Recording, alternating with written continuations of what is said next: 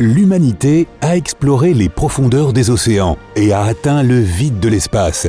Nous creusons des labyrinthes souterrains et nous y circulons en train.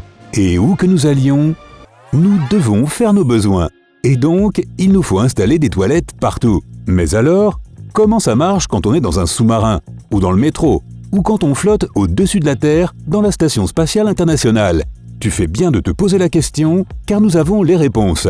Avant de faire nos petites affaires, allons voir sous terre à New York. Il y a 472 stations dans le métro de New York, dont 51 sont dotées de toilettes. Si un jour, les 5 millions d'usagers quotidiens devaient aller aux toilettes en même temps, on pourrait s'attendre à une file de près de 50 000 personnes à chacune de ces installations. L'attente serait bien longue. Enfin, c'est à ton tour. Tu fais ta petite affaire et tu tires la chasse d'eau. Et ta vessie te remercie. Que se passe-t-il ensuite? Tu te laves les mains, oui, d'accord, mais où est-ce que tout ça se retrouve après que tu as tiré la chasse? La matière, pour le dire proprement, entre dans un système d'égout complexe. Complexe parce que généralement, des rivières souterraines avec de l'eau de pluie coulent ici, ce qui rend le sol mou et instable. Or, un sol instable n'est pas vraiment quelque chose de rassurant quand tu es sous terre, entouré de béton, de métal et de trains qui roulent vite. C'est pourquoi des systèmes de drainage complexes sont installés dans le métro. Ces systèmes détournent l'eau du sol, la font passer par des tuyaux solides et l'accumulent dans des puits spéciaux. Ensuite, l'eau se déverse dans le système d'égout de la ville. Maintenant, plongeons sous l'océan. Tu n'auras pas besoin de ton équipement de plongée, nous allons embarquer dans un sous-marin. Il se situe à environ 275 mètres de profondeur. Imagine que tu vas au 99e étage de l'Empire State Building, mais sous l'eau. Génial! Explorons ce nouvel environnement. Il y a 2 WC dans ce sous-marin. Le premier fonctionne quand il est submergé. Le second ne fonctionne que lorsqu'il flotte à la surface. Au fait, les toilettes sont appelées des têtes ici. Alors, allons voir la première tête. Mais attention, si tu ne tires pas correctement la chasse, c'est-à-dire que tu évacues la matière dans la mer, ça ne sera pas joli. Lorsque tu es aussi bas sous la surface, la pression de l'eau est incroyable. On l'exprime en kilogrammes par centimètre carré. À 275 mètres de profondeur, imagine que 30 kg de force poussent sur chaque centimètre carré de tous les côtés. Tu ne peux pas te contenter d'évacuer de l'eau dans l'océan. La haute pression à l'extérieur du navire ferait rejaillir l'eau à l'intérieur, et ce serait la catastrophe. Donc, quand tu tires la chasse, tu ouvres une vanne et les matières contenues dans la cuvette sont évacuées dans un réservoir de stockage en dessous, un peu comme les toilettes des avions. Mais voici la différence. Ce réservoir finit par se remplir. Contrairement aux avions dont les réservoirs sont nettoyés par pompage lorsqu'ils atterrissent après quelques heures de vol, les sous-marins peuvent être submergés pendant des mois. Alors, que font-ils lorsqu'ils ont besoin de plus d'espace dans le réservoir? Eh bien, ils le pressurisent avec de l'air et envoient son contenu dans l'océan. Mais ne t'inquiète pas, ils ne font jamais ça près des côtes, là où tu barbotes dans l'eau pendant tes vacances à la plage. De plus, le contenu des toilettes est si profond qu'il n'arriverait même pas à remonter à la surface. Il reste écrasé au fond et sert de nourriture aux poissons. Nemo, c'est l'heure de la soupe. Sur ce, laissons cette nourriture pour poissons couler au fond de l'eau et retournons à la surface. Nous nous retrouvons sur un yacht. Waouh, c'est chic! Si tu as besoin d'utiliser la tête, oui, c'est le même nom ici, c'est un truc maritime. Tu auras peut-être besoin d'aide. Tu ne remarques rien d'étrange?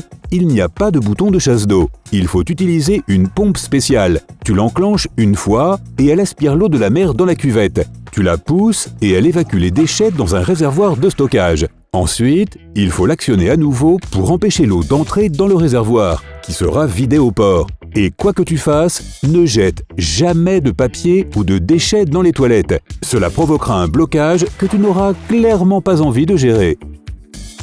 Bon, le mal de mer se fait sentir, il est temps de retourner sur la terre ferme. Oh, regarde, un camping-car. Voyons comment fonctionnent ces toilettes. Tout est beaucoup plus simple ici. Ces maisons sur roues sont équipées de toilettes sèches. Tu fais ton affaire, tu appuies sur un bouton pour ouvrir le trou, puis sur un autre, et tu le maintiens enfoncé jusqu'à ce que l'eau rince tout dans encore un réservoir de stockage. Lorsque ton voyage est terminé ou que le réservoir est trop plein, tu te débarrasses du contenu en toute sécurité. Mais que faire si tu es l'heureux propriétaire d'un camping-car et que tu ne veux pas t'approcher de ça? Eh bien, il existe des entreprises spécialisées dans la vidange des toilettes sèches. Mais nous voici déjà à notre prochain arrêt, une gare.